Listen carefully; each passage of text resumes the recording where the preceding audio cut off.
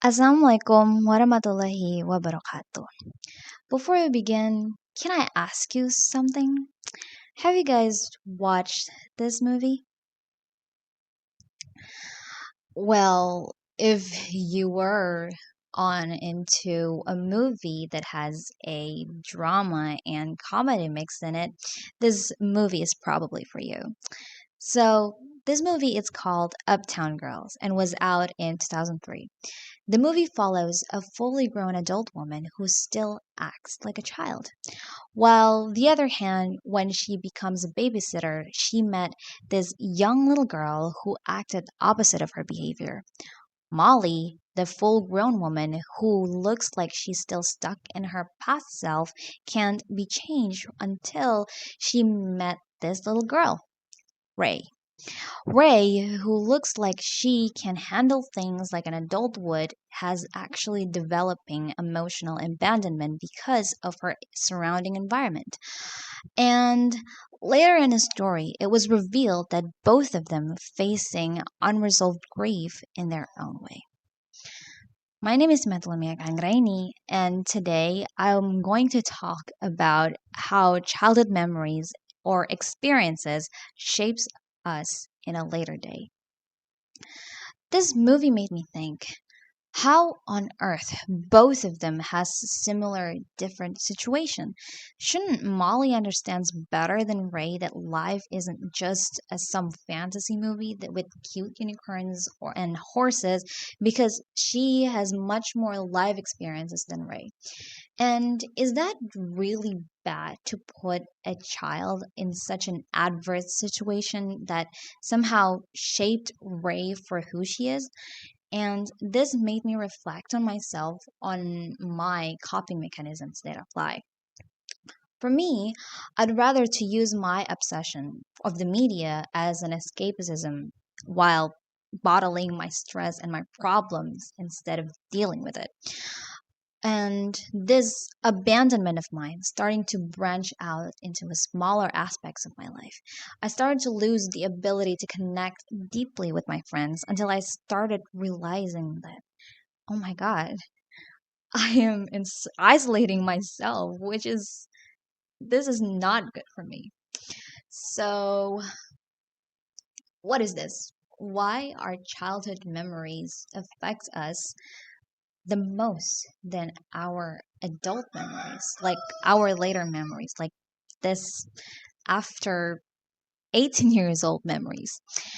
Turns out the answer is simple, is that when we grow up, our first times memories tend to be the reference or the basic knowledge or even the blueprint that we can use in a later day, like children riding their bikes for the first time or even meeting a new person at the first time. It's their brain learning how the environment works and make themselves work inside of it. But when the environment tends to have in such a difficult or an adverse situation, this can cause several damage for the child. And this study that I found called ACEs or Adverse Childhood Experiences is the study that explains how stressful childhood experiences can relate to physical or mental health later in their adult life, because their brain was elastic during the early life, meaning it adapts strongly to repeated experience. Like, for example, children who have an unsafe household, like having an abusive or neglected parents, tend to suffer from long term depression or anxiety.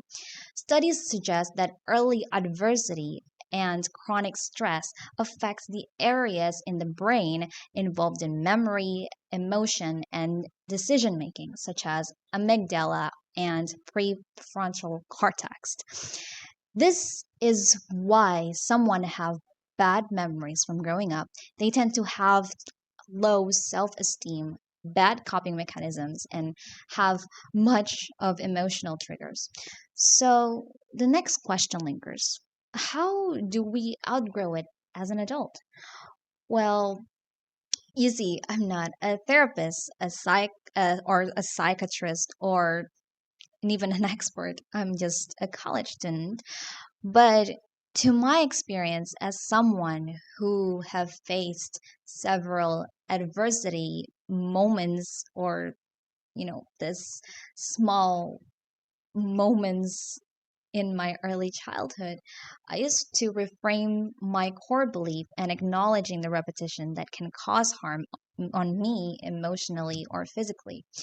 Things like, I'm enough for myself, or I'm loved each and every day, or even just saying that I'm fine, I'm good, I'm actually still can breathe even though there is something going in back of my head, like something